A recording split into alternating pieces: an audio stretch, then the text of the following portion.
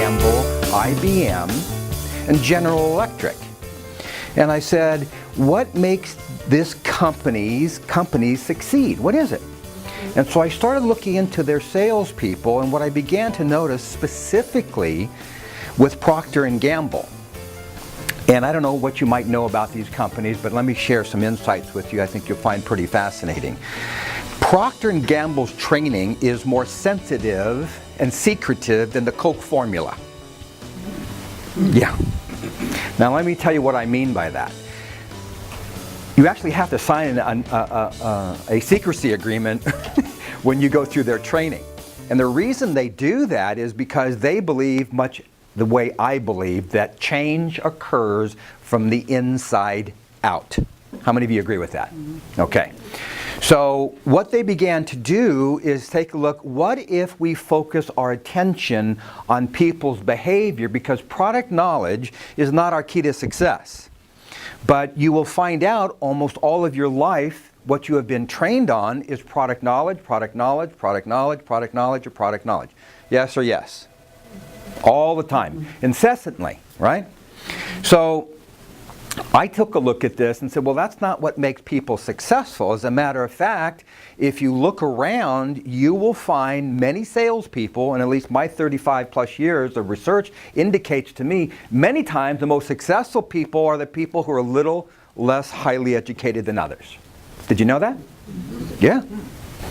In fact, if you take a look at some of the heads of industry, some guy named Bill Gates, right? Richard Branson. The list gets kind of endless. So you say, well, what is separating people then? So Harvard, MIT, a number of these other institutions have done these studies, thousands of them, many times over. And so what you might want to write down for yourself is this. 90% of what you do throughout the entire day is based upon your habit patterns, your attitudes, and your belief systems. 90%. So you probably think that you have conscious control of your life. Would that be right? Right? But we don't. It's a nice thought, but that's not really the way that it works. So when these studies were conducted, what they found out was something very interesting.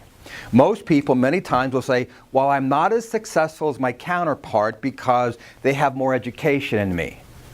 Or the gender factor. Or the way they were brought up. All these things come into play, right? And then all these studies say, no, that's not it at all. What it all revolves around is this one particular word I'm going to share with you, and you'll hear me talk about it a lot. It's called passion. It's called passion. And the truth is, everybody sitting here is very passionate about things in your life. But sometimes you kind of want to play it a little bit safe, don't we? Playing it safe means doing what? Not a whole heck of a lot. Not a whole heck of a lot. Because I can tell you, residing in you is this vast amount of potential. You know it and I know it. Now the question is, how come we're not putting it out there? Now, I've seen 4 real estate cycles in my career. 4. I've seen it when there's too much inventory. There's not enough inventory. Interest rates are too low. Interest rates are too high. So, let me tell you where your economy exists. Right between your ears. Regardless, doesn't matter what's going on out there, it's what's going on right between your ears. And so what happens is people get into one particular way of doing things and they just keep doing it that way. So what happens is these studies bear this to be true. So one of the bigger questions that we always want to ask ourselves is this, and we'll have some fun with this here today. Why don't people change? What do you think? They feel safe not doing it. They feel safe not doing it. That's called inertia. Right, right? Easier not to do something, right? What's another one? Fear. Fear of? A lot of times it may be fear of actually succeeding and you don't think you deserve it. Thank you. Your first name? Heather. Heather. Now, Heather's right on. She is spot on with this, because most people come up with the fear of failure. And it's not the fear of failure. It's more the fear of success. Gosh, what if I become successful? Because you know what you have to write down for yourself? Success brings responsibility. Yeah. It brings responsibility. You'll lose friends. Did you know that? Because they'll be saying, well, why are you doing that? You've got a good life. I have a very, very dear friend of mine who is an extremely successful insurance agent. He's number 2 or number 3 in the state of California. And you'll hear me talk about him a little bit. And he was the fellow who encouraged me to write this book. And I did. And then, of course, fair play, I turned around and challenged him. And all of a sudden, he gets done with it, and his friends were telling him, well, why are you doing that, Todd? Why are you doing that? You know, you got a successful practice. Why do you want to leave that? So let me share something with you. My very, very first trainer, a gentleman by the name of Zig Ziglar. Anybody remember that name? He crossed over last year. I had the distinct pleasure of being trained by him for 18 months. And one of the things that Zig said was this: you are the sum total of the 5 people you hang around with most often. You are the sum total of 5 people you hang around with most often. And if you're the smartest person in your group is too small. Right? So he said, always remember this, Roger, as you go through life. He goes, you'll be the same person 1 year from now, except for these 3 things: the books you read, the people you hang around with, and the seminars you take. And you know what? My life has proved it out to be that way. I know Don's life has proved it out to be that way. Because if you're not hanging around with people who are going to challenge our status quos, then we experience what I refer to as a performance gap, and I'll be talking about that next month in detail. Because all of you sitting here today have a performance gap. It's all based upon this. So we ask ourselves, why we don't change? So we say inertia is one. We say it's a fear of success. What's another one? It's not a trick question. It's pretty easy. To do the things that you know how to do. Yeah. It's more comfortable to do what you know how to do, which means this. There's a difference between being busy and being productive. Two entirely different things. But what do you hear people always talking about? I'm too busy, I'm too busy, I'm too busy. So guess what? Your only result can be you're too busy. Right? So here we are, coming up on June 1. And are you anywhere close to your financial goal? Anybody? Okay. So here's the point. Even if you were, I would be bold enough to say your goal is too low. And where do I take this from? Michelangelo. Michelangelo said, the danger is not that our goal is too high and we miss it, it's too low and we reach it. So all these years that I've talked about goal setting, which if you're anything like me, if you ever hear one more person talk about that, you want to slit your throat and theirs. Because guess what? It's not about goal setting. I approach it a little bit different, and I want you to entertain this for yourself. How about lifestyle? What kind of lifestyle do you want? What type of legacy do you want to leave to your children? What type of example do you want to leave? Right? That's what it is about. So we take a look and we begin to understand something very clearly, that our success, our lifestyle that we want to have for ourselves is based solely on our habit patterns and our attitudes. Pure and simple. It's very easy. Everybody wants to complicate the process. And it's a very uncomplicated process, because guess what? I think there are 3 reasons you got into this business. Let me see if I'm accurate. Number 1, you wanted unlimited income potential. Is that right? Is that right? Yeah, where your enthusiasm is rather underwhelming so far. So you want unlimited income potential. You essentially want to be your own boss, right? And you want to manage your own time. Okay? Is there anything else, Heather? I can see where you're saying that. Yeah? Okay. So which one do you adhere to the most? Actually, none. Oh. But now I've changed my way in thinking, because when you're saying if you first started, you know, like what was your goal? My goal was to get a job. Oh, okay. You know, and there was a little ad in the paper saying looking for talented people. I had no idea about this job. But you know what? 40 some odd years later, it's not a bad job. Yeah. It's fun. Yeah. It's a lot of fun. Yeah. And you meet all kinds of good people. Yes. Now, you know what happens? What if I tell you, though, are you ready to go to the next level with that? Explain to me about level. The next level would be this. Just for the fun of it, would you like to have a grander lifestyle? It's not that important. Okay. Would you like to draw more satisfaction from what you do? I think maybe. Okay. So whatever, see, all of us have little different motivations. Yeah. I know there's some people who are saying, I want to make more money. And I'm going, good for you. Now my question is, you can't do it with the same mindset that you have now. Everybody, what happens every day is this. People wake up and it's like Groundhog Day for them. It's Groundhog Day. Same thing again and again and again, right? So unless we're constantly challenging ourselves, unless we're constantly being self-disciplined about the things that we're going to do on a day-to-day basis, we fall victim to what? Stale. Yes. Meat. That's right. We become stale. And you know what happens? It's very easy for it just to become comfortable. But then the first thing we do is when we want to go do something, we want to buy something, we go, I can't afford that.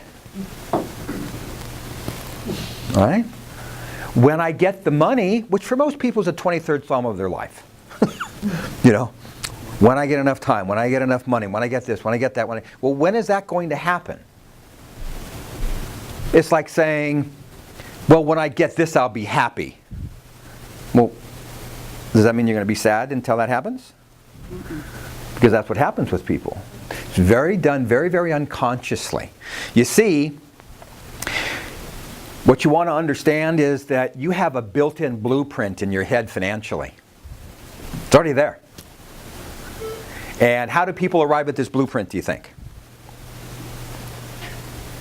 They look at the past blueprint and they don't like it, so they want to change.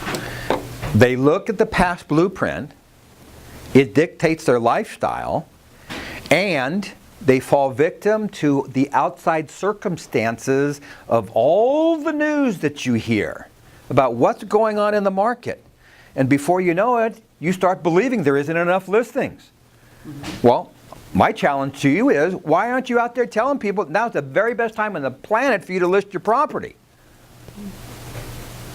Because that is the truth. So the initial blueprint that's set in place, where did it come from, do you think?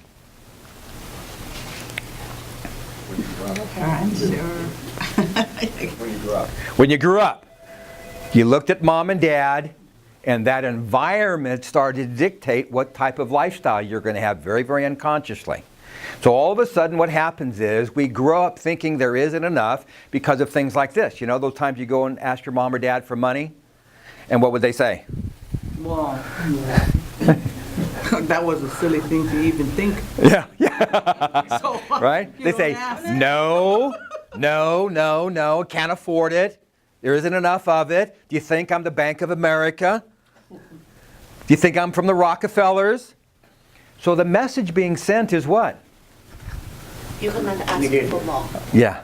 It's one of a mindset of scarcity rather than prosperity.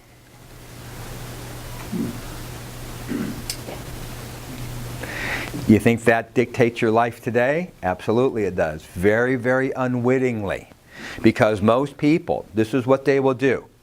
When it comes time for them to determine their income, they'll sit down with that yellow pad and they'll go, okay, let's see. Here's my outgo, and they list all these things, right? And they arrive at a number, and then they go, okay, so I need to sell, and then they put the number of homes down over here. Well, if I just got a half a sale, that would cover it. Or one sale, or whatever the case may be. But according to the MLS, it says last year 78% of the people that hold real estate licenses didn't do even one deal. Yeah. Not one deal. Don't you think you could just accidentally bump into one? You just accidentally bump into one. But here's the thing. You don't tell enough people what you do. And you love people, and you're talented, and you love to have fun with what you're doing, but you're not telling them what you do on a consistent basis because you don't want to be pushy. Right?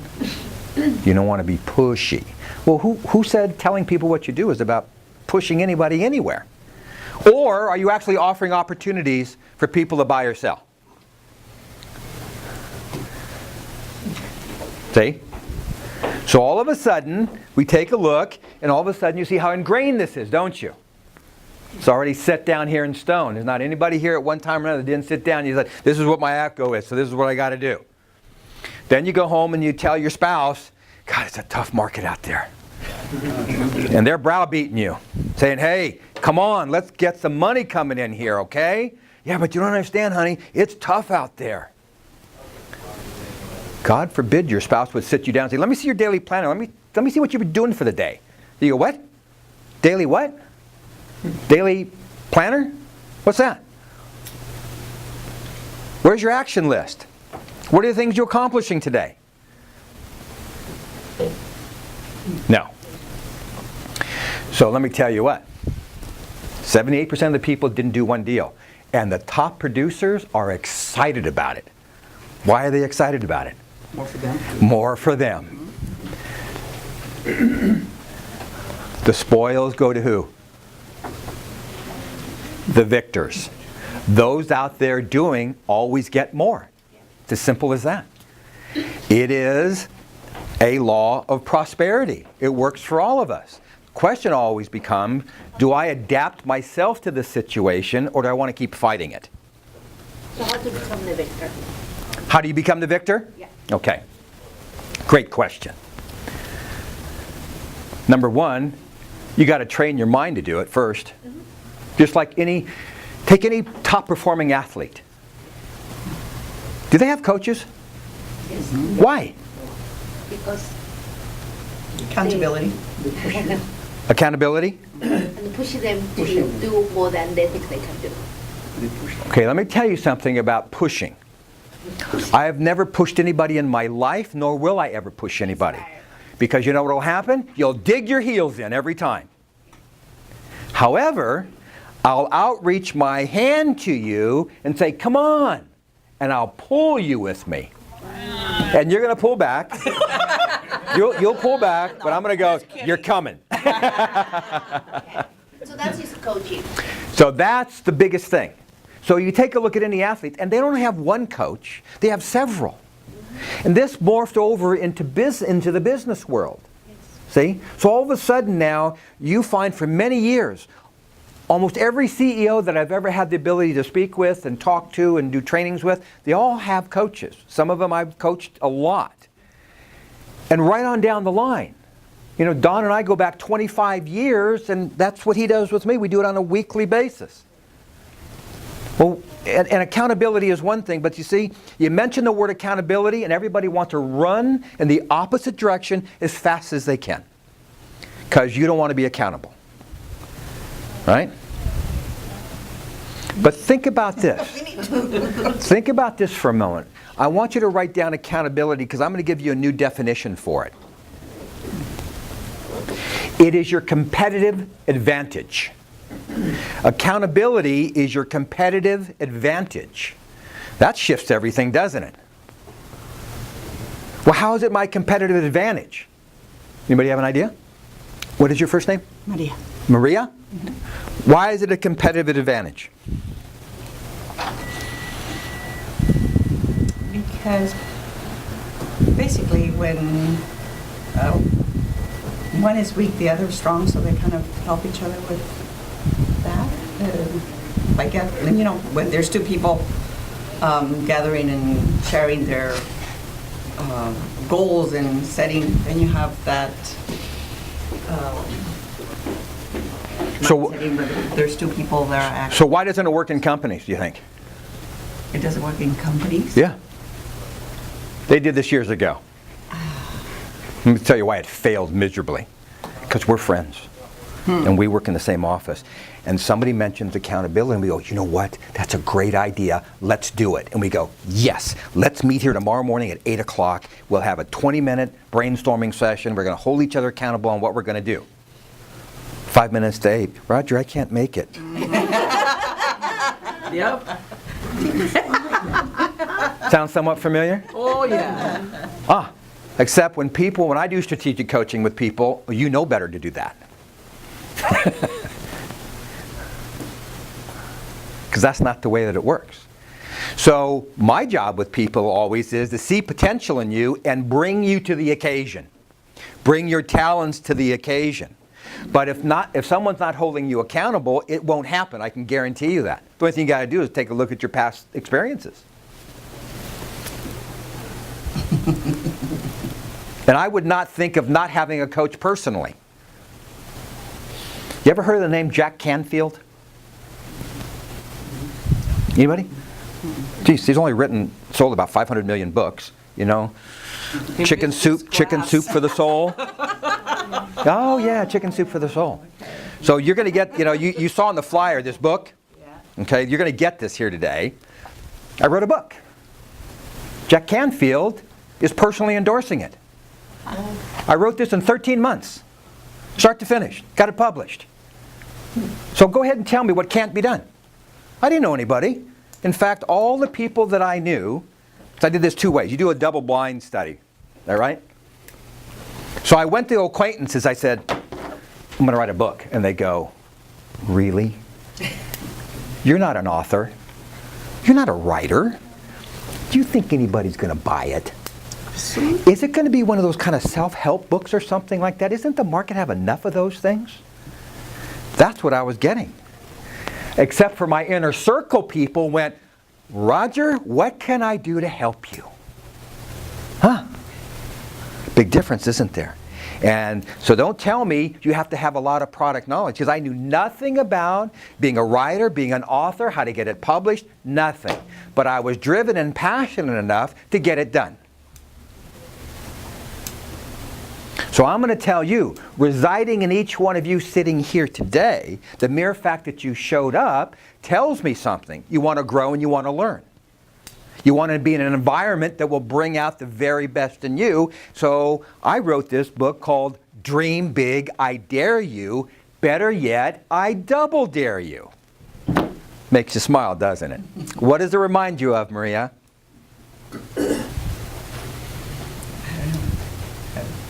Just feels good though, doesn't it? Right? So when I told my wife I was going to do this, and the next morning she said, do you have a title for the book? I said, yeah, Dream Big, I Dare You. And she smiled and looked at me and said, better yet, I double dare you, because that's what you did when you were best friends when you were a kid. You went, I dare you. And your best friend would go, well, I double dare you.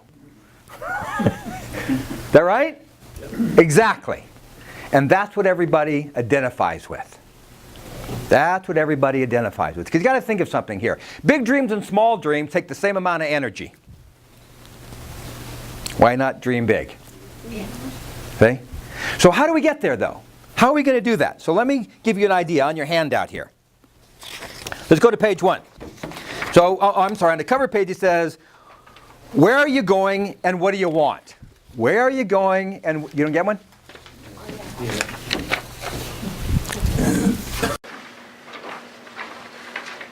So let's take a look at this. We'll break it down. Okay, first thing we got to do is develop an unstoppable mindset. What are my 3 best habits? Write down what your 3 best habits are.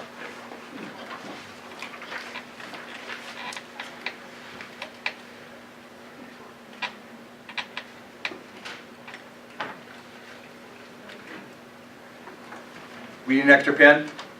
No, that's fine. I'm not pen. It's just very nice.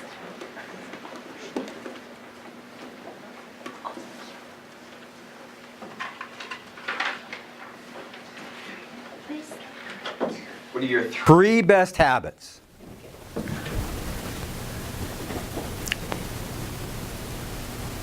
Don't get ahead of me yet. Oops, sorry. It's a test. Stick with me. No. Stick with me. Heather's funny, you know. She'd come over and list the house, fill out the whole thing, go sign here. Okay, bye, see ya. I wouldn't do that. Okay, let's have some fun here. Number 1, what did you put down as your number 1 for your best habit? Maria, we're going to start with you. Oh, shoot. Helping people reach their goals. Help people reach their goals. I'm stubborn. Could you guess? Really? Get up very early in the morning. Get up early in the morning. Very early. Consistency in efforts. Consistency. Hardworking. Hardworking. Persistence. Persistent. Never give up. Never give up. I had that one. You had to The copying. Okay, second one you put down, number 2. Letter B. Dependability. Dependability. This one? I haven't. Number 2, right here, B. Oh, making plan. That's my habit. Making plans? Yes. Okay. I got hardworking. Hardworking. Meeting new people. Meeting people. Study. Study. Okay. Follow up. Follow up. Dependability. Okay. Undoing obstacles. Undoing obstacles. Good. What's letter C? Maria, we'll start over here with you. It's traveling. Traveling?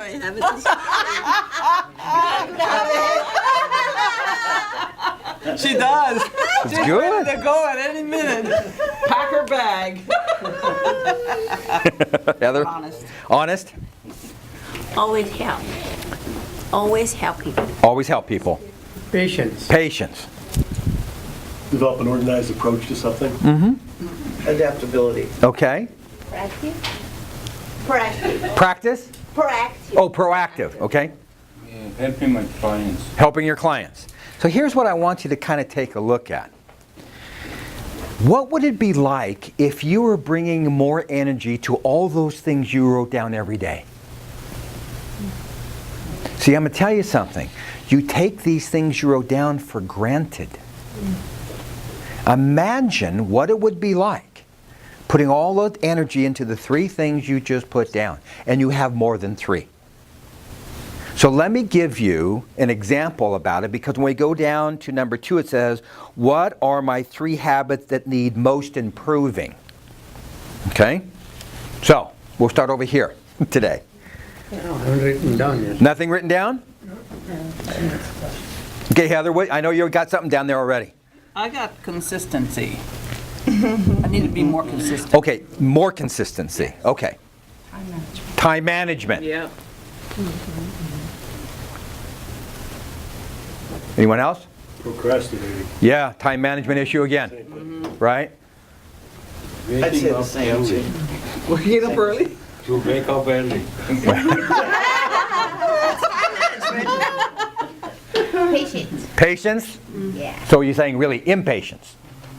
It's not impatience. Sometimes Too patient. I'm just, my mind is going very fast. Uh-huh. Then I may be ahead of Uh-huh. things. Okay. Okay. Anything else? Organization. Organization. Or the lack thereof. Okay, what else? God, I heard nobody's mentioned anything about prospecting. Are you all telling me you are massive prospectors? Yeah. Yeah? She's excellent. Yeah? She's really excellent. Just getting the organization. It's just the organizing part, but she's excellent. Okay.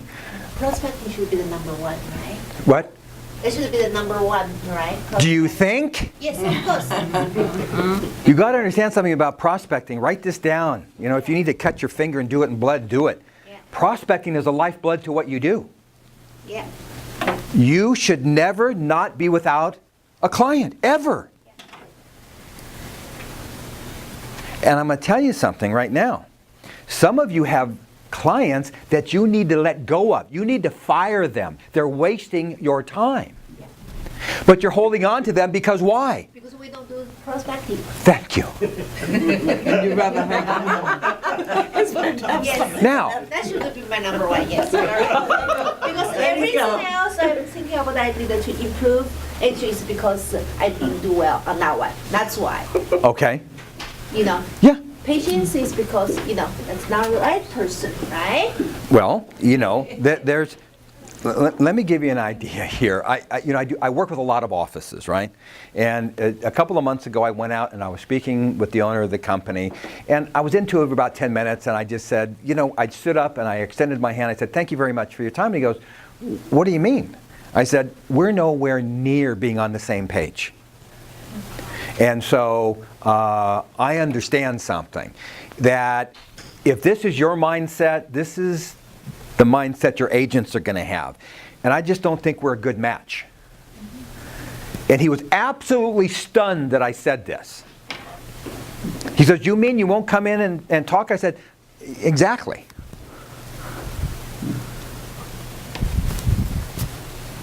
Why do I want to waste time with someone who doesn't want to grow their business? So this is what it always breaks down to. This is kind of the hardcore part of it. Either we have reasons for doing the things that we do every day, or we have a whole lot of excuses. So the challenge that we're all faced with is this, like Heather was saying, you do a great amount of prospecting. Is that right? Okay. You can whisper this or write it down to me. How many deals did you do last year? Last year was a good year. Okay, tell me. I don't have the number of it. That's the other thing, accountability is on that. I don't know. You did a lot. I did a lot last year. 20, About 30? 35 deals. 35 deals? Okay. So what if I tell you, Maria, that you ought to be doing 70 or 80 deals? Yeah, so you go, okay, sign me up. Show me how to do that, right? Let me give you an idea. People have been in my trainings, and I have a level 2 training and so forth, and one guy's been with me for 18 months, okay? And he's not in real estate, he's a financial planner, but does he need to do everything that we do? Mm-hmm.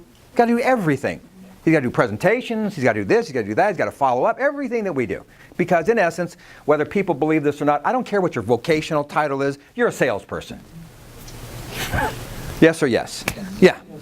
So in January, his general agent called him in and said, "Sam, I just want to go over what you did last year." And Sam goes, "I know exactly what I did." And he knew he could spit out exactly the amount of deals that he did. Everything was finited. He more than quadrupled his income with me in less than a year. And he goes, "Boy, Roger," he says, "you're right. It's not about product knowledge. It's about assessing where we are so we know where we want to go.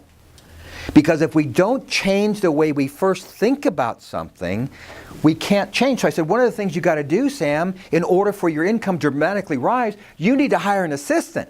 And he goes, "Oh." And so I took him through that process. And so now this is what he did. He's making over $600,000 a year, and he works 35 hours a week. He has not made a prospect call in over a year. So I'm going to ask you a question. You want to keep chasing prospects? You want the prospects to come to you? The second one. What is your first name? Serena. Serena? How many of you agree with Serena? Raise your hands. Yeah. Me too. Couldn't agree more.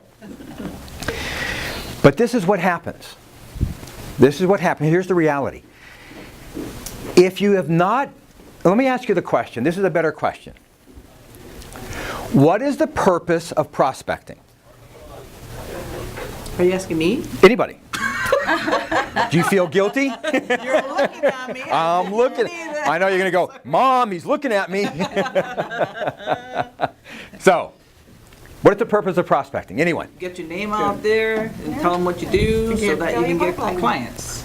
Make it be Turn them untapped. into clients. Okay. Add the database.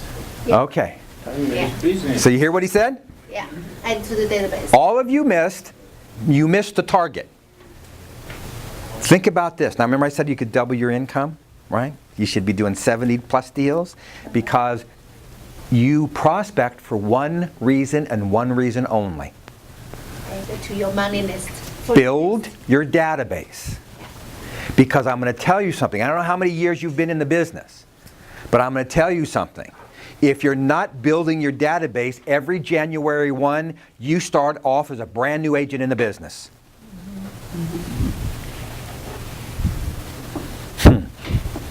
But you're busy. But you know what? Busy doesn't get you a paycheck. Does it? No, it doesn't. Busy doesn't do it. So we have to say, how do I become productive at what I'm doing versus busy at what I'm doing? And when you align your mindset, you align your thought, because whether you want to accept this or not is not a relevant fact, because it's just the truth for all of us. What you think about, you bring about. So if you go, I don't have enough time, guess what? I don't have enough money, I have enough money. You turn it around and you start thinking thoughts about prosperity. But what happens is, the very first time somebody hits a little blip in the road, they go, I knew this wasn't going to work. Okay. Okay. So you think about this for a second and you begin to realize something. How much time am I spending on number 2? Those items that I put down. Is most of my energy being expended into that mindset? What do you think? Yeah. Absolutely it is. Absolutely it is. Now think about, what if you took that energy, that same amount of energy, and you focused it into number 1? Yeah. And when you feel better, you do better. Right? But it all breaks down to this. When I first said, what is it that you really want? I ask this question all the time to people. Very, very, very few people can tell me what they want. Oh, they say something about world peace. Yeah, me too. Now what? What do you really want? And if you fundamentally can't answer the question, your energy is getting dissipated, isn't it? Yeah. Right? Because think of it this way. If you took the energy being emitted out of one of these fluorescent bulbs, how much more powerful does it become when it gets into a laser beam? And so what if we took our energy and became much more laser beamed and threw it right into our dreams? What's the dream? And you think about this. Everybody uses the word dream, and nobody energizes it. The American dream, home ownership. You walk into Lowe's or you walk into Home Depot, dream kitchens. Is that right? Dream landscapes, dream vacation. All these dreams. Well, for most people, they never become actualized because they never act upon them. Right? And so what I encourage people to do is this. Go for your big dream. But first, we have to identify it. What's the big dream? What is it that I want to do? You know, if you want to make a lot of money, terrific. If you don't want to make a lot of money, you're probably in the wrong business. Because you could go any place and they can hire you and they can pay you minimum wage and I guess you'll be happy. But when you choose to get into this business, let's remember one thing. You chose it for a lot of different reasons, but one of them was you would have the opportunity to pay yourself well. Yes or yes? Yes. Absolutely. So if you're going to pay yourself well, do it. Do it. I mean, 35 deals, that's terrific. Good for you. But I'm also saying, on the other hand, you know you could be doing a lot better. You know what she said? Yes, I do. So how do we get to the lot better part? Because that's where the performance gap becomes. Because this is what will happen. It doesn't matter who we are. We can look at our life and we can go, you know what, given everything and the state of the economy and my life, and then you go, I'm not doing bad. Right? Then you hear this little voice screaming in the back of your head, you could be doing a lot better. Right, Serena? Yes. How come we don't listen to the little voice? Because we are afraid Of? fear, of success, Yeah. of hard working, of discipline. Okay, let me tell you something about hard working. I don't know why people want to work hard. I just have never understood that concept. Granted, I'm a child of the 60s, and yes, I have rose-colored glasses on, but I grew up this way. If it ain't fun, don't do it. So why would I want to work hard at something? You know, is it something we learned that we became accustomed to? Work hard. Keep your nose to the grindstone. The only thing you do is get a flat nose. Who wants to work hard? Really? You want to work hard? Study hard. Work hard. No. If it ain't fun, I ain't going to do it. Simple as that. But who said working hard wasn't fun? No, I've never heard anybody say that yet. I've never heard anybody say that yet. You'd be surprised then. It can't be, no, I wouldn't be surprised. Okay, let me tell you what. You know who Richard Branson is? Well, no. Okay, Richard Branson owns a little company called Virgin Records, Virgin Airlines, you know, he's got 400 businesses. You know, you can't miss the guy. And I follow him. He's one of my heroes. And I follow him daily. And every picture I see posted throughout the entire day, he's always smiling. He wrote a book last year called Screw Business as Usual. Because he believes, as I believe. If my wife was standing here today, she would tell you, I'm no different now than I am when I am on holiday. I just have fun every day, and working hard is not part of it. I don't need to work hard. Work Smart. Smart. I work smart, right? And you know what the smart part of it is? The way you manage your time. And right now you have a PhD in procrastination. Yeah. What's your first name? Jim, Jim. Is that right, Jim? you got it. You know? And look, if it's any consolation, it's not your fault.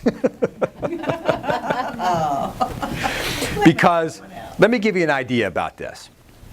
So let me give you the acronym for the word fear before we move forward here for a second. Does anybody know what each letter stands for? Nope. Yeah. So you've heard false evidence appearing real. Fear everything and run. Or mine, face everything and rise. Yeah. So yesterday I was speaking to a group and I was asking some similar questions, and they said, yeah, you know, Ron, you know, you're right. I'm scared. I'm afraid. I go, good. Be afraid and do it anyway. Does that make sense to you? Be afraid and do it anyway. But fear immobilizes people. And I'm going to tell you what, it has killed more dreams than anything else on the planet. People will go, well, I didn't do it because I was afraid. Do I have any material to substantiate this? Yes, I do. And this is going to kind of be earth-shattering for you. Anybody know the name Kubler-Ross, Dr. Kubler-Ross? She did all the research work on death and dying. And so I was on a research team with her years and years and years ago. And it was interesting because I said, Doc, what do people talk about from about the time they have 9 months or less to live down to the time they actually expire? What do you think the answers were? The things they didn't do The things they didn't do. and wish they had done. Wish they had done, and it's the R word. Regrets. Regrets. So people literally would spend their time talking about what they didn't do, which hastened their demise. Now, why do I tell you this? I know it's kind of like a little shocking detail to bring to you, but I think it's an important detail that we all must be aware of. Because guess what? Y'all have families, right? Y'all got children, right? Do we want to leave them a legacy? Or do we want to leave them that we weren't even here? And my take on it is, we want to leave a legacy to everyone that we've been here and that we've made a difference. You should take all of that talent and use it in such a way that people go, wow, I am so happy that I had the opportunity of knowing Heather and what she did for me and my family. That's what propels people forward, is participating and giving back rather than always taking. The more you give, the more you get. It's a simple law of attraction. You've heard about it. You've either read the book The Secret or you watched the DVD, didn't you? Okay. And if you haven't, you should. You know, my wife and I watch it every 6 weeks. Every 6 weeks. Part of what we do. And you say, why do you do that? I read and reread a number of books in my own personal library, and I have close to 2,500 books. And I should finish coloring the last 2 this coming weekend. But I'm a very avid reader. Why do I read so much? Because I understand something about human nature. If we don't remind ourselves of what we already know, we forget it. We forget it. That goes for all of us. You can't just read it once and think you know it, right? It's like if you go in to see a doctor, okay, great, you graduated from medical school, you got a specialty. Can you tell me the last couple of workshops you've been involved in to update your skill set? And if they go, well, I haven't done that in 20 years. Okay, thanks. You got to understand something. Our skill set is a perishable item. It's perishable. And if we don't constantly reinforce it and shift it into where we want it to be, it will own us. All right. Number 3, what are my 3 best attitudes?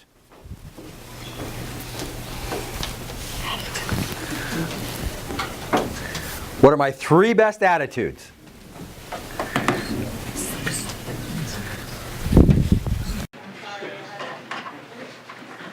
So should we define an attitude? It's a belief system. It's a belief system.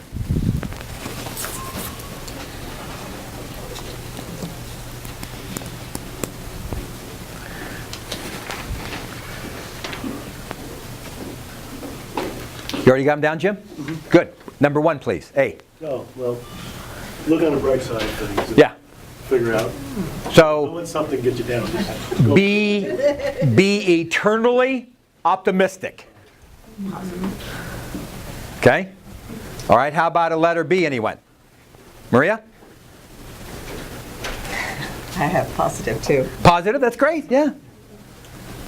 Heather? I got happy. Happy.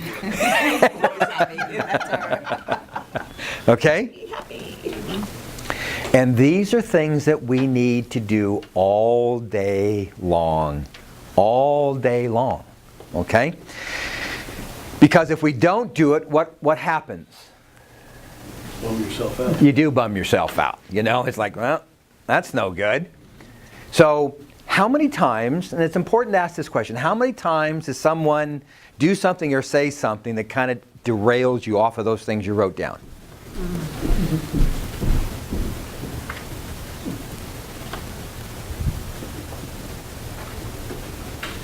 That would be almost every day, Yeah, that's right. you know? Every I climb day. back on the track and Here's the thing, never get off the track. you're tittering like this. You know? Mark Twain said this, and it's pretty fascinating, because you mentioned the track, so that triggered this thought. You can be on the right track, and if you ain't moving, you're going to get run over. That's true. So being on the right, see, you've ever heard people say, well, I'm on the right track. but they're not moving. If you have no momentum, you don't ultimately get a payday, right? So let's forget about the busyness work of it all and say, what would my life be like if I created my perfect day? And I know without even asking this question, no one has ever sat down and wrote down, this is my perfect day, and you did it. Huh.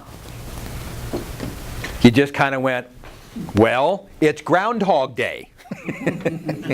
It's pretty much going to be a repeat of yesterday, right? That's the way it goes. Because, take a look. It's there. So then it breaks down to this. What would my perfect day look like? What would my perfect week look like? Yeah, I know. People always go, I never thought about doing it that way. But guess what? You want to set a pattern for yourself that works for you. I'm not here, and I've never been a cookie cutter trainer to go, well, you got to do this. You know, if I said, okay, look, you got to do an hour's worth of cold calling, you go, oh, God, I don't like to do that. And you can't do that because, you know, people are on the do not call list. And I go, settle down, take a breath. Whoa, what's the best way you prospect? And you go, I'm one hell of a social prospect. And I go, good. So what we're going to do now is make sure that you do that, and you're going to do a lot of it. So I don't care which one you do, but let's isolate one down and be consistent with it so you start producing the types of results that you want. And that is an attitude. That is a belief system. See, the thing is you can talk to people about habits all day long, and everybody's comfortable. Nobody gets upset with that. But when you get into the attitude thing, now it rocks on belief systems, and people will fight for their status quo. So this is what is required of us. If you really want to do better, it requires not only an open mind, but an open heart. Because this thing up here, your mind, it's a very nasty, nasty neighborhood, and it'll mug you all of the time. But this down here is called your innate wisdom, your gut feeling, and you don't listen to it enough. And the more you listen to it, the more it takes you in the right direction. Okay? So what's another best attitude?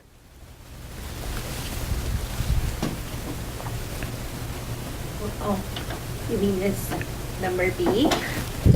Number 3, Number 3? letter C. Let me see. I put it in a minute. Let me think. I'm all checked out of it, sorry. One of mine's encouragement. Yeah, encouragement. Encouragement. Inspiring. Yeah. And I'm going to tell you what, the more encouraging you are, the more inspiring you are, the more you attract ready, willing, and able buyers and sellers to yourself. And you haven't used those words since you got out of real estate school. Yes or yes? And when you were in real estate school, if you heard that phrase once, you heard it 10,000 times. Ready, willing, and able. Ready, willing, and able. Ready, willing, and able. And that's who you want to attract to yourself in terms of prospects and suspects. Because if you're not thinking in that framework, you're going to attract what type of seller or buyer? Wrong. The wrong ones. The one that will hold up fiery hoops and go, jump through this one. Then it becomes the tail wagging the dog. Right?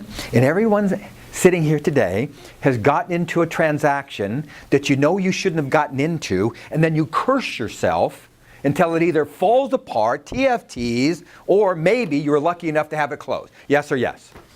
You go, I shouldn't have done this. I shouldn't have worked with these people. And I'm going to tell you, quit doing that. Quit putting yourself through the grief of it all. Because there's plenty of people out there who want to cooperate. See? See, that's why when you were a kid, you had a best friend, right? Because you could always go to your best friend. You want to go play? You want to go do this and go do that? Yeah, I want to do that. Well, why not have clients like that? Why not have clients like that? And you know what? You have clients all around you, and you overlook them. You know, the person who delivers the mail to your home, the restaurants you go to all of the time. Are you telling these people that you're in the business, or are you a secret agent?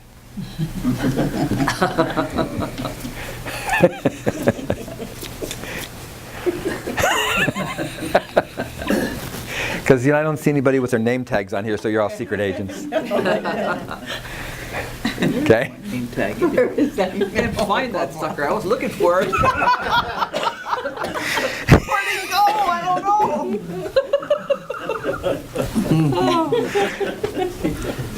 know. There is some research behind this, ladies and gentlemen, just so you know. There's people on average will do 4 to 5 deals extra a year because they wore their name tag. Because it starts a conversation. Somebody goes, oh, you're in real estate? Yeah, I am. Well, you know, I've been thinking, yeah, okay. Starts a conversation.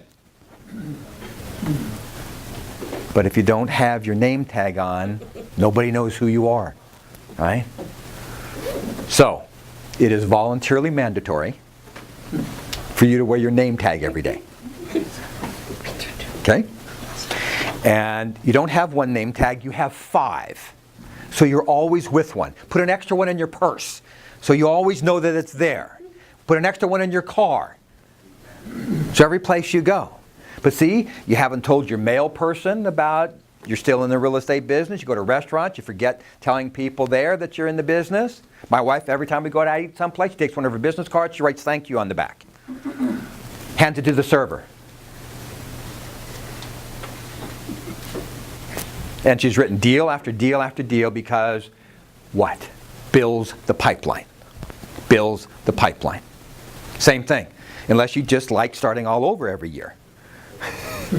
Not a good way to do business. Number 4, what are my 3 attitudes that need most improving? Gotcha, huh? Now you're going, why did I come to this class again?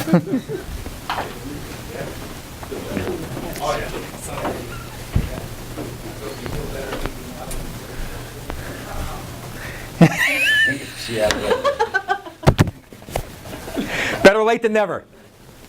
Yeah. You see, I'm a good student. See?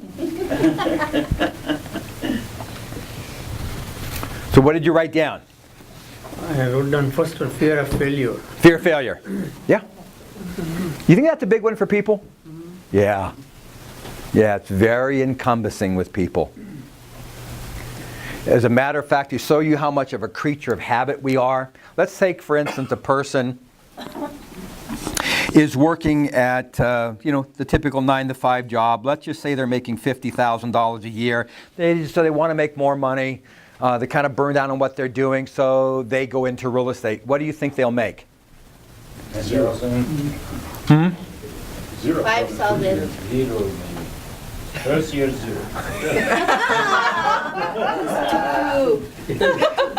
They will make $50,000. Yeah. Because guess what? See, that's what they're used to. That is their particular comfort level. Studies bear this out thousands of times over. You could take a salesperson. Let's say they're sick for the first 6 months of the year, and they made $50,000. What will they do for the last 6 months of the year? 0. $50,000. See, we are so much creatures of habit that unless we take inventory of where we are, we don't know where we're going to go.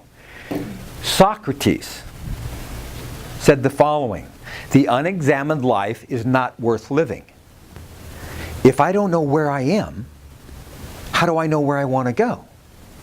So, Serena, if I were to blindfold you, put you in my car, drive you hundreds of miles away, take you out of the car, take the blindfold off, open up a briefcase and go, here's $500,000 in cash. It is yours, but the only thing you need to do first is find your way back home. What's the first thing you'd want to do? The money. Close that suitcase, lock it, and run. Call a friend. Call a friend. GPS. What's the first thing you want to do? Figure where you are. Thank you, Jim. Find out where you're at. Same exact thing. So think of it the same way. If you don't know where you're at, Take the money is the best answer. no, you're not going to do that. I said you get the money based upon when you get back home. That's when you get the 500,000. Pay attention. Okay. I see. I see. That's different. Ah, yeah. It's a guy thing. That's a guy thing. That's good. Give me some knuckles. So yeah, we have to find out where we're at so we know where we want to go. Same thing with what we do in our business life, right? See, everybody knows we can do better. It's not now, how do I do better? How do I do better? And I can tell you this, that the moment you shift the way you think about what you're doing, then you will draw not only more satisfaction, you will make more money and have the lifestyle that you want. Otherwise, it's more of the same, and as I like to say, Groundhog Day. Okay? So what's another area that needs improving? Another attitude.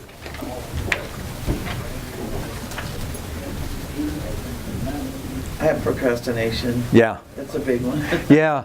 And you know what? Listen. Let me tell you about procrastination so you understand. You know, earlier I said the same thing about the fear of rejection. Now, think about this for a second. I'll do some real, we'll get into a really full-on blown business clinic with these two things. Okay. So let's take this fear of rejection. Are you telling me realistically it costs you at least one transaction per month? The fear of rejection. Yeah. One transaction a month? What do you say, Jim?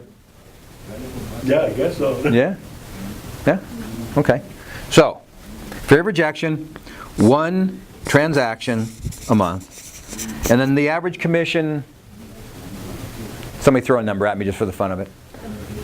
10,000. 10,000. Okay. 10,000. Okay. Times 12 months, $120,000. Even if we wanted to cut that in half, we say it's $60,000. Whoa. I had never put that in percent. I was thinking more of a relationship. Now, let's take that number and do this. Ready? How many years you been in the business? Oh, you don't want to know. So, however many years you've been in the business, times it by that number. 10 years, 20 years. I'm going to tell you something. You're already into the millions of dollars. And you go, oh my God. Right? That's based on one belief system. Now, let me tell you where did the fear of rejection come from? Anybody have an idea? Insecurities of yourself. Insecurities of yourself. What else? A lot of things. Everything is because of you. Okay, so here you are as a child, right? And how many of you can remember mom and dad saying this? Be seen and not heard. Yeah. Don't go where you're not wanted. Yeah. Only speak to when you are spoken to, and don't you ever, ever, ever speak to Strangers. Isn't it amazing you know the answer? Now, you heard that message in excess of 12,000 times by the time you were 10 years old. Yeah. Now you're saying, well, it doesn't affect me today. And I go, yeah, it does. And you go, no, it doesn't. I go, yeah, it does. I'll prove it to you. So Jim and I, we're going to go to a social function together. And so we agree that we're going to get there about 6 o'clock. He gets there a little bit earlier. He's got his name tag on, and he's in the back of the room. I walk in, and I'm looking around, and I see him. He waves to me. I wave back at him. I get my name tag. I put my name on it. And then my number one priority is how do I get from here to there without having to talk to anybody? And you'll... until you get there. All right? Now, here's Roger's way of handling that. I see Jim back there. I wave to him, and I go, how nice of Jim. He created a whole reception line for me before I get to him. So I'm going, oh, hi, my name's Roger. You are? Heather, nice to meet you, Heather. Hi, my name's Roger. Maria. Hi, Maria, nice to meet you. And so guess what? Before I get to him, I'm going to know everybody in the room. Huh. How about that? So what happened was, a couple of years ago, you find this kind of fun. I'm from Southern California, and I'm a beach boy. I'm a surfer, as you can kind of tell. And so every year I go over to Santa Cruz, my wife and I, and we go over to the Woody Show over there on the pier. And so I invited, I told a couple of people about this, they said, can we come with you? And I said, yeah, meet me over there. We'll spend the day over there. We'll have a good time. So I'm walking along, walking down the pier, and here's some students of mine. And a guy pulls up alongside of me, walking along, and he looked over, and I smiled and said, hey, good afternoon. And he goes, hi. I said, my name's Roger. And he goes, my name's Jose. I said, nice to meet you, Jose. He said, isn't it a great day out here? And I said, yeah. And I said, wait a second. I said, where are you going to be about 3 o'clock? And he said, I'll be around here someplace. So I said, well, that'll give you enough time to find me and bring me that beer you said you're going to give to me. And he did the same thing. He went, what? And so we walked off. 3 o'clock, this guy finds me, taps me on the shoulder, and he goes, Roger, here's your beer. Yeah, I got to try that one. Santa Cruz. Let me share with you the spiritual principle behind it. You're gonna love this. Matthew 7:7. Ask and you shall receive. Seek and you shall find. Knock and doors shall be opened unto you. Well, guess what? If you don't ask, the answer is always no. So one of us is living Christian principles. The other ones are just reading them. Oh, that's nice. Must not be for me, though. It's all for all of us. For every one of us. Why not attach yourself to it, right? So that's how we end up with the fear of rejection. And it's affecting you today in a huge way because it affects your bottom line. Okay? Now, let's take this thing we call procrastination. Jim, just for the fun of it. Is it costing you, do you think, realistically, maybe like 1 transaction a month? Sure. Yeah. So we're right back here. Now we get another 120 grand. So if we take these two now, we're up to 240 or 120. Times it by the amount of years you've been in the business. And you're going, oh boy. I know. And it's not designed to make you feel bad. It's designed to remind you of your potential waiting to be tapped into. It's like this. You're a diamond. And everybody complains about pressure. Got too much pressure, pressure, pressure. I'm sorry, how are diamonds formed? Pressure. Pressure. Pressure makes diamonds. Don't complain about it. Be happy that you got it. Because that's molding you. That's molding you. So all of a sudden, 240 grand, are you serious? That's a lot of dough. And we don't follow up, or we were too busy. You call the people back 2-3 days later. Oh, geez, thanks for following up with me, but you know what? I didn't hear from you. I already listed with someone else. And so, you know, there's this old adage about, you know, the guy sitting on the Golden Gate Bridge and he's going to jump and somebody goes, don't do it. Nothing can be that bad. Don't do it. Don't do it. And he walks out, sits down next to the guy who's going to jump. 20 minutes later, they both jump. You don't think that negativity is contagious? Yeah. Think about how many times somebody tells you a bad story and you go, well, if you think that's bad, listen to this.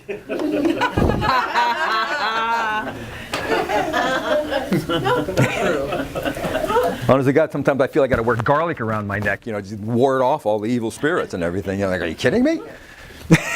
So, Okay, what's another one for an attitude that needs, oh, let me get to this. This procrastination, I want to tease this out for you one more second. So, how did we learn how to procrastinate? Okay, same thing. Go back to when you were a kid. Ask your mom or dad for something. Here's the answer. In a minute. In a minute. Go back and ask her again. I told you not now. So what did you do? You averted asking it, didn't you? So I'm going to give you a simple solution. Ready? Be shamelessly persistent. Shamelessly persistent and be ridiculously inspired. Ridiculously inspired. Because sometimes, I'm saying this, and you'll see this when you get this copy of this book. I told you earlier, small dreams and big dreams are the same amount of energy. Why not dream of 70 plus transactions a year? Would you like to maybe only work 35 or 40 hours a week? That'd be nice, huh? More time for travel. Yeah. More time? Yeah. No. Yeah. And you know what? You have to understand, whatever it is that you want, you should go and pursue it with passion and do it on a very purposeful manner. And take time to shift the way that you think. It's not difficult. I know that you think it is because up to now you've convinced yourself of that. And you've never given yourself the opportunity to see what you could really do. Yes or yes?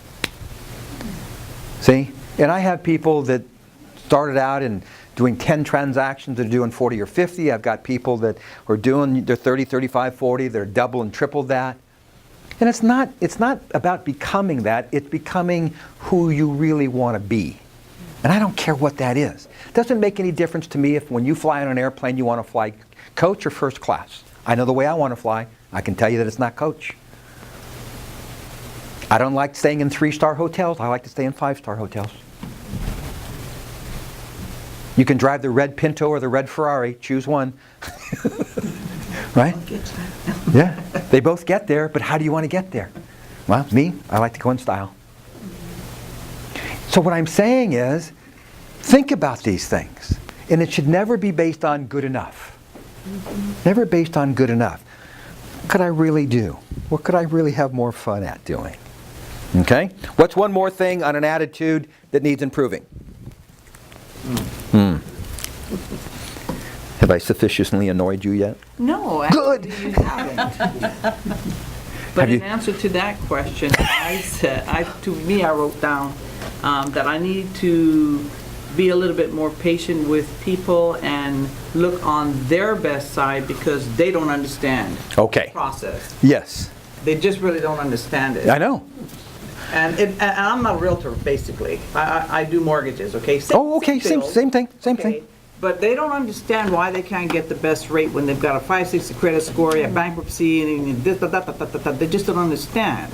So I need to shift my attitude to be a little bit more understanding and just let them talk, get it all out, and then just lay down the facts. You know what I'm saying? Okay, so let me tell you about when I worked with LOs and mortgage people. One of the gentlemen I worked with, he started out with me and he was funding about $2.8 million a month. He's now over $18 million a month. He left the company, opened his own, because he kept asking me along the way, what do I need to do? What do I need to do? What do I need to do? And he stayed in the training, followed what I laid out, and there he is. And now he goes, wow, this is great, Roger. If you had told me 5 years ago this was going to happen, I said, you weren't ready 5 years ago. He says, I wasted a lot of time. I said, now you get it. Even Buddha says, the problem is you think you have time. Tick-tock, tick-tock, tick-tock all day long. And what happens is many times we wake up in a month, 3 months, 6 months, and we go, I can't believe half the year is already over.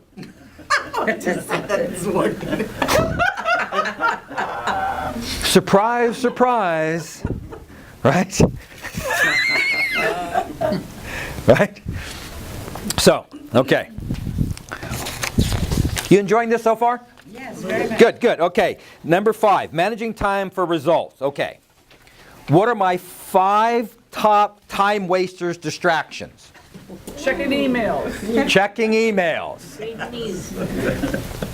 Read news. News. Read the news. Oh, news. Oh, God. I don't do that. Stay away from the news, everybody. Stay away from the news. Now you're going to go, yeah, but how do I stay informed? They'll inform you. You do, yeah, you'll find out. You'll find out. Whatever I need to know finds me every day. Yep. I don't watch that crap. Oh, excuse me. No time for it. What's another, checking emails, time waster. What's another distraction? Answering your phone. Well, we got to do that. Yeah, but before you're ready then. Texting. Texting. Yeah, texting. What else?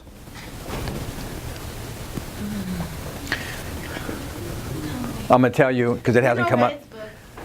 I'm going to tell you what it is, okay? Yeah. Number 1, the number 1 thing, letter A, number 1 should be lack of a daily plan. You have no daily plan. So you wake up in the morning, you scratch your head and you go, what am I going to do today?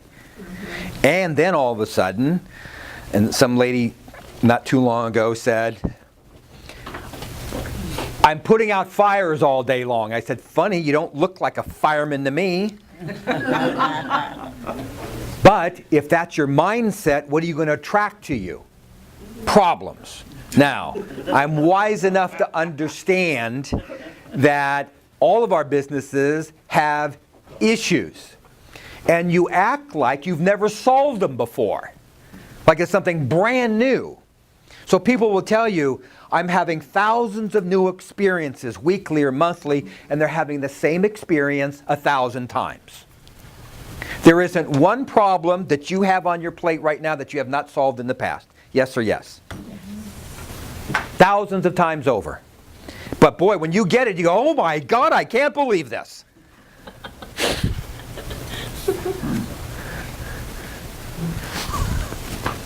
Right? So a lack of a daily plan. You gotta have it. Pure and simple. Because I'm going to tell you, there's only 2 ways to look at this, folks. Either you have a daily plan, or you're really saying, I don't care. There's not a gray area in there. That's where accountability becomes your competitive advantage. See? That's what I do with people, is I hold them accountable to their daily plan. Not what I say you're going to do. You're just going to tell me what you're going to do. And then I have people send me what I call their AMMA list. A-M-M-A. Amazing money-making activities. And if you're not thinking about having amazing money-making activities, the tail is wagging the dog. What you know and what you apply are 2 entirely different things.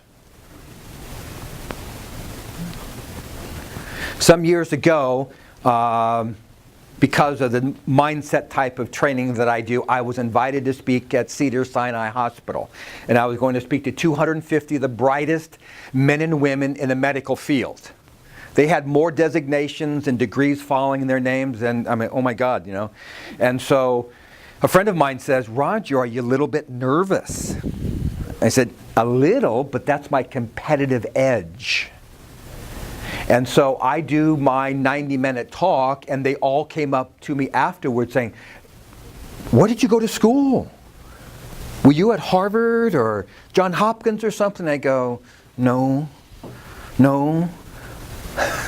I studied with Zen monks. And I gave them my background, and they kind of went, wow, this is pretty fascinating, and it has an application, and we see it. And so now, see, you know this little thing we call quantum physics? Everybody used to just laugh and laugh and laugh. I remember people ridiculing me for that, and now it is the standard. Even surgical teams, prior to going into surgery, they gather all the team members, surgeons, phantom surgeon, nurses, and everybody, and they all do a meditative session before they walk in to do the surgery. Pretty amazing, isn't it? Now I'm going to ask you a question. Before you go out on an appointment, do you take a minute or 2 to sit in your car and get yourself mentally prepared, or are you running late already? See? So take a moment to sit in your car. Rehearse it in your head. Now what athletes do? All the time. You want to be at your peak level of performance. Be willing to do one thing. This is going to amaze you. The only thing you need to do is get 2% better at what you do every day.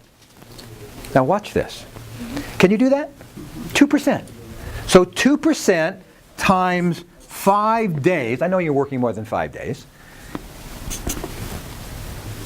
That gets 10% better for the week. Times 4 weeks, you're 40% better for the month.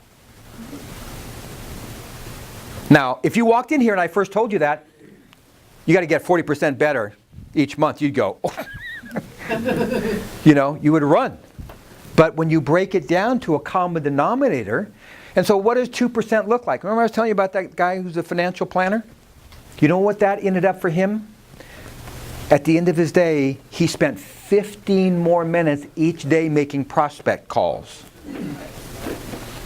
That was his 2% better for each day. Quadruples his income, works less hours, living the lifestyle that he wants, has an assistant. Wow. All because he blames me for it. He wrote me this beautiful letter of recommendation. I blame you for my success. All because he said that 2% better each day made a huge difference in my life. And of course, he trains with me. He's on his accountability thing with me every day, and he knows what needs to be done. And he goes, wow. Now you got to remember, he was about ready to leave his profession before he met me. So 2 things drive people. Write this down. 2 things drive people. Inspiration and desperation. Choose one. And if you're desperate, I'm going to tell you what. You'll fail. Desperate people always fail. The people who succeed are people who are inspired. So if you put in 2% extra every day, is that an inspiration? Of course it is. Because you're doing something heretofore you'd never done before. So Sam puts in 15 minutes worth of phone calls. And he told me the day that he did it, he called me on his way home and he goes, Roger, I just want you to know, when he first started training with me, I was fed up with the day. It was 4 o'clock. I wanted to leave. It was the crappiest day I've had in this business. I can't tell you in how long. But he said, I made a commitment to you. I sat there for 15 minutes. I made 5 appointments. And out of those 5 appointments, over the time he's been training with me, has morphed into 18 more clients.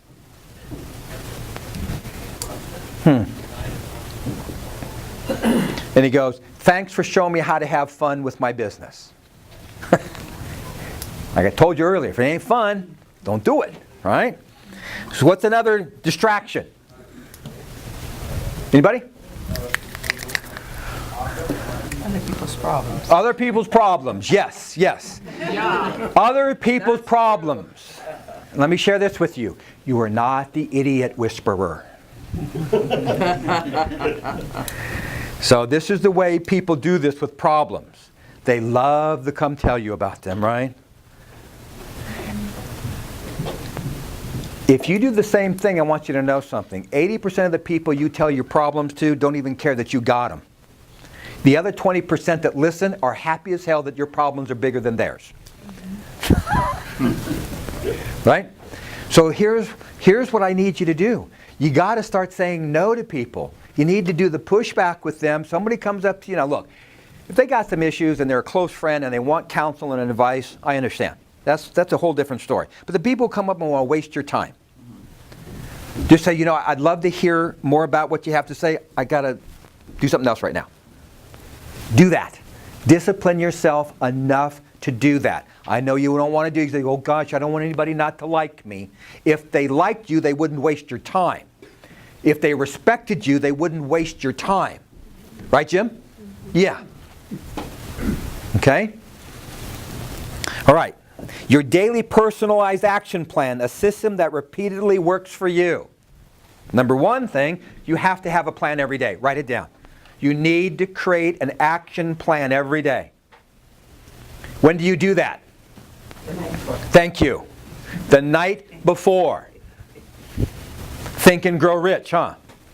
Napoleon Hill said, write down what you're going to do the next day, the evening of. So when you wake up in the morning, you're ready to go.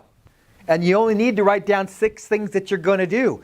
First thing you're going to do every day is prospect. Every day.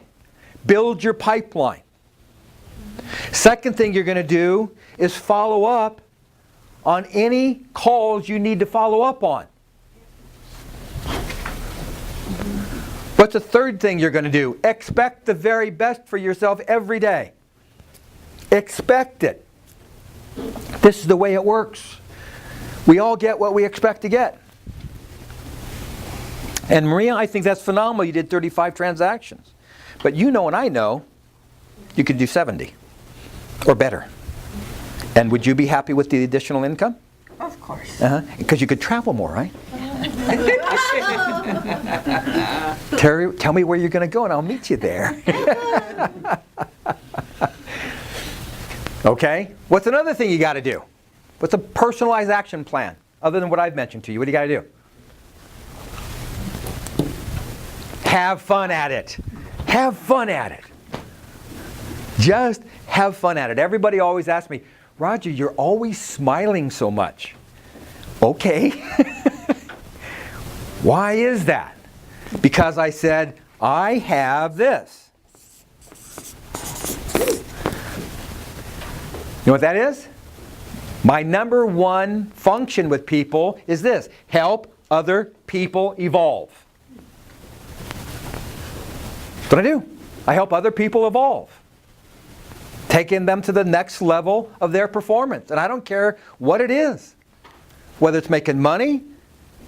I have people that commit to me on a workout routine and they ask me to hold them accountable to that. I have parents. Same exact thing. I have teenagers. What's another thing?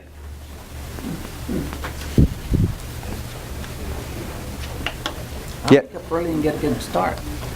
Get up early? Yeah.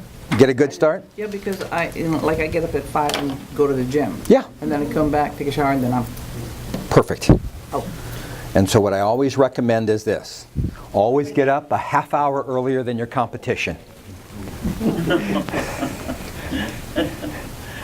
Get up a half hour earlier than your competition. Now, where did I learn that? I learned that actually when I was in high school. I wasn't the best when I played sports. I wasn't the best player. I aspired to be the best player, but there were some other naturally gifted gentlemen who had it and I didn't, but I wanted it. So I would always stay a half hour later after practice. And if it meant running wind sprints or swimming extra laps in the pool or whatever it was, I did that. And I didn't know this, but and I was fortunate when, as a freshman in high school, I was able to play varsity. That doesn't normally happen, as you know. But the coach let me play just enough so I could let her. So I was kind of cool with the girls, you know. I mean, wow, freshman with playing on the varsity. That's kind of nice. So what happened was, the more energy I put into it, you know, you always have the sports banquets, right? And everybody gets their awards. So, you know, other people were getting most valuable player, most this, most that. Well, from the time I started playing different sports, I was always getting the most inspirational player. Every year, I got the most inspirational player. So it's no accident I ended up doing exactly what I'm doing now. Because guess what? Everybody's got to have a spark plug in their life. Everybody has to have someone that inspires them to move forward, to bust out of their comfort zones, and not only to expect more for themselves, but to get more and have more. Because there's only 3 flows in life: be, do, and have. That's it. And I just say it's time for you to have the things you want to have, do the things you want to do, and be the person you want to be. That's what it all comes down to. You know, and I'm happy to hear that you get up and you're down at the gym. Me too. I get down there at 5:45. Everybody always jokes with me, do you bring the staff coffee? I said, and they go, you're at the gym at 5:45. Yeah. I said, I have a business day to get on with. Part of my business day is staying healthy. That's why I exercise, to stay healthy, to have more energy. Right? And I'm always inspired. The other day I was down there, and this lady comes in, and I watched her get out. I was over at one of the machines, and I watched her park. She gets out, and she hoists herself into a wheelchair. She wheels herself in. She goes, and she's going to get to the lat machine. She can't, and I watch her. I say, "Can I pull that down for you?" And she said, "Sure." And I said, "I got to tell you, I'm really inspired by the fact that you're down here this early in the morning." I said, "You're a great inspiration to me, because I know there's a lot of people who got their flabby rear ends in bed this morning and don't want to get up. And you're down here and you got to get into a wheelchair to get in here? Excuse me, what's your excuse again? Not properly motivated? Not inspired?" And I see these people all the time. All the time. I saw a guy a month ago comes in, he's got a t-shirt on and he's walking with the arm braces. Says, "I climbed Half Dome." Yeah, that's what I did. I walk up to him and I go, "Oh." It's not easy. Yeah, no, I know. This gentleman knows. He's got a legacy to live up to regarding Half Dome. And I looked at him and I said, "Wow, man, that's impressive, you know." And he goes, "Yeah," he says, "you know." And I had to ask this. "Why'd you do it?" You know what he said? "Just wanted to see if I could." And I go, "Man, that's phenomenal. Phenomenal." And sometimes I think we miss all the inspiration around us. We'll complain because we got a hole in the sole of our shoe. "Oh, I need to get this resoled or something, But then it shifts, because then you see the man with no feet. And you go, well, I get this. So what I'm sharing with you now is always have an attitude of gratitude. Always have an attitude of gratitude. You got up this morning. There's a whole lot of people didn't have that opportunity. There's a whole lot of people who made excuses not to show up today. You showed up today. Not an accident that this happened. Because I don't believe in coinky-dinkies. Everything happens for a reason and for a purpose. Okay, and lastly, the greatest motivating factor in human nature is what? Having dreams. Before you write anything down, having dreams, what else? What's the greatest motivating factor in human nature? The obtaining happiness. Visible results. Visible results. That is the greatest motivating factor in human nature. Let me give you an idea. Heather, you go down to the gym, and when you first start working out, everything's kind of sore, and I'm burning, After a week, after 2 weeks, you just happen to be passing a mirror or a piece of glass, and you kind of, well, that's looking pretty good. Not yet. So that's why people use the dream board. Here you said the greatest motivation is the visual results, right? Yes. That's why all the motivation books talking about that you should have a dream board. Yeah. Oh, yeah, dream board? board. Yeah, absolutely. I teach that, and I have taught it for years, but first of all, I want to tell you something. It's taught the wrong way. It's taught the wrong way. And yeah, we should all have what I call treasure maps. Okay. I take it into that realm of, I'm childish. But you know what? It's the childish things that work. You know where I learned that from? A guy by the name of Walt Disney. And he'll tell you, if you ever read his history, it all started with a mouse. Right? But whether we want to call it a dream board or a treasure map, I'm going to pick words with you. But if you don't have things up in front of you of what you want to give yourself, they never ever manifest. And the way you manifest is entirely different than just putting a bunch of pictures up on a board. If you're going to do this, you have to have a picture of you in all four corners and a picture of you in the center. And whatever it is that you're going to give yourself has to have a date and cannot go out more than 2 years.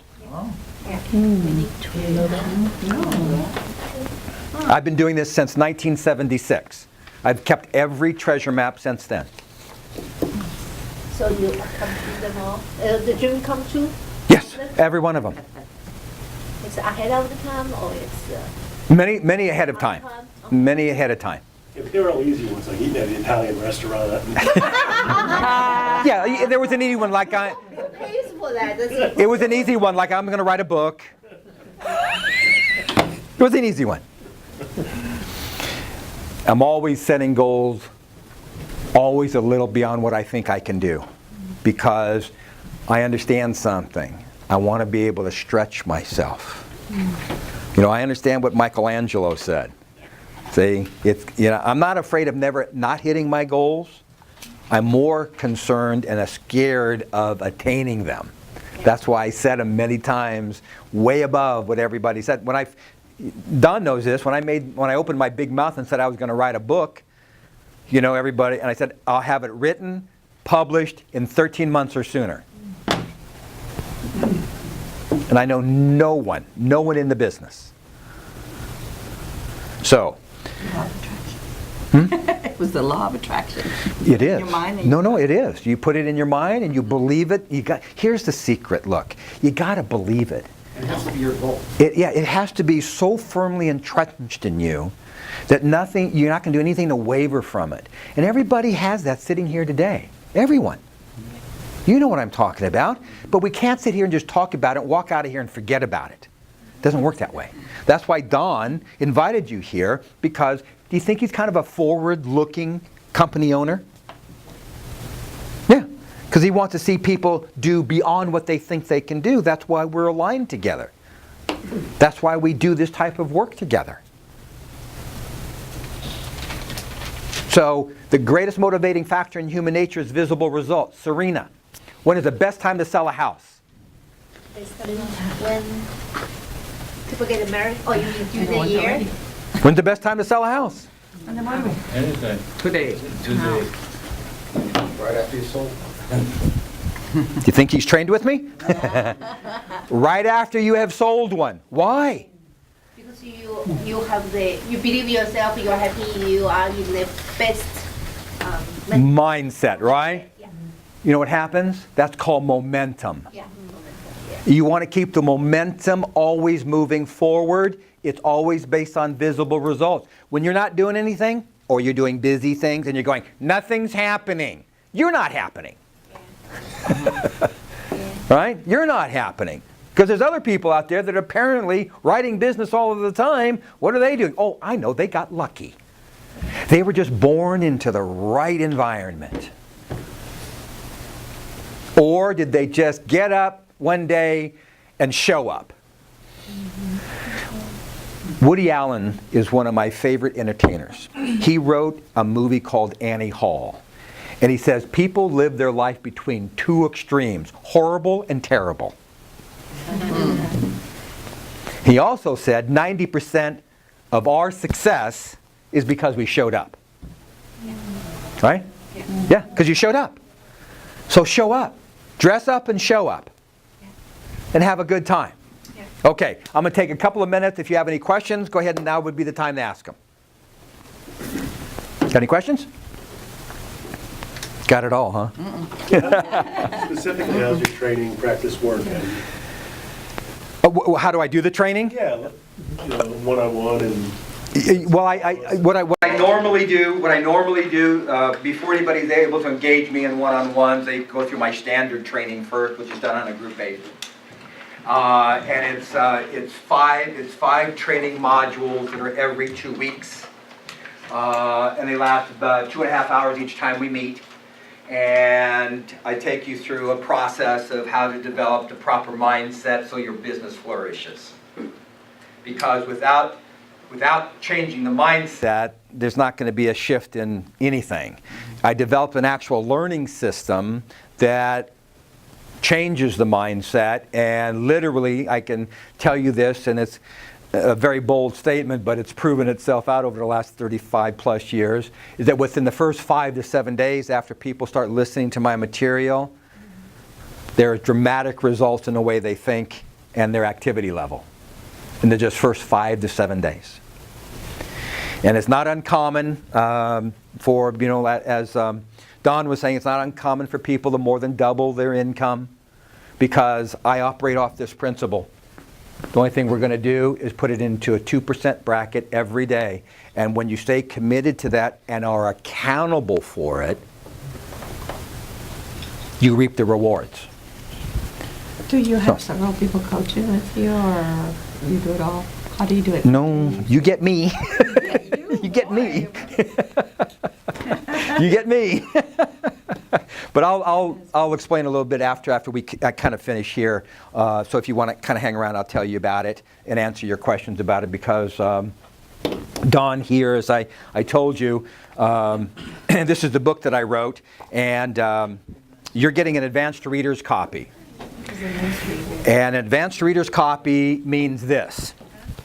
The book is going into worldwide publication June 1 of this year. And a little bookstore called Barnes & Noble is going to carry it. And 98% of all the other major retailers will be carrying the book too. It is currently in 7 different languages. And I was just told my publisher is also going to be one of these books that sits in an airport, which is really cool. And so I did something when I wrote this book that you'll find kind of fascinating. When I wrote this book, when I'm a reader, I like to write in the margins and stuff and make notes to myself. Anybody do that? You highlight and everything. And there's never enough room to write what you want to write in there. So I wrote this in a workbook format. Because, and I say this very humbly to you, I didn't want to write material that everybody would look at and read and go, oh, I agree with that guy. I don't need you to agree with me. It's a universal truth for you and me. But the idea was to present it in such a way that would challenge you to write down and be accountable for what your big dream is.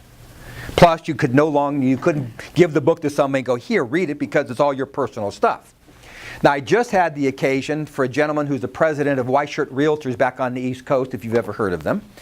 They're enormous on the East Coast in the southern part of the country. And he said, Roger, this was a perfect one-leg airplane ride read book. However, it turned into a personal journal for my behavior professionally and personally. He says, I want you to come and speak at our convention in 2015. So, the purpose of doing this was to challenge people to take the time to write down what's most important to them. And that's how it got written. Don was one of the gentlemen who was a manuscript reader for me and gave me his input, and I value and trusted what he had to say. And so here we are with it, and what he wanted to do was help the real estate community. And by helping the real estate community, he's one of the few brokers I've ever met that will reach out and go, here, I want to do something to help each agent improve their performance. That's why you got invited here. That's why he had me here. That's why you kind of dedicated your time. And then he bought a bunch of these books and he just said, I want to give these out. So I think it's only appropriate to give him a big hand for that, okay? One thing he didn't tell you is if you don't do the exercises, you won't grow. Okay? It's not the book that you can sit down an hour and a half and read, which you could do. Yeah. But if you sit down and apply each chapter, it'll change your life. If you read it, do one of these with it, it won't. And so often in real estate, as we train, we talk to people about the language and the contracts and those types of things, and you don't need more contracts. You don't need, a fellow at 1003, you probably got that down. Okay. But what you need to do, the difference between the people making $500,000 a year and making $50,000 a year is belief in themselves and being able to do it. It's not the knowledge. The knowledge gives you confidence, but it's the mindset that says, I'm worth it. I'm worthy, I deserve to do the business, and you change. And it's an attitude, it's not a skill level. The skill levels we can learn just by rote and just by doing what we do, but if we change how we think and how we deal with people, then we'll make quantum leaps in our businesses. So, anyway, have a great day. Thank you for coming. Thank you very much.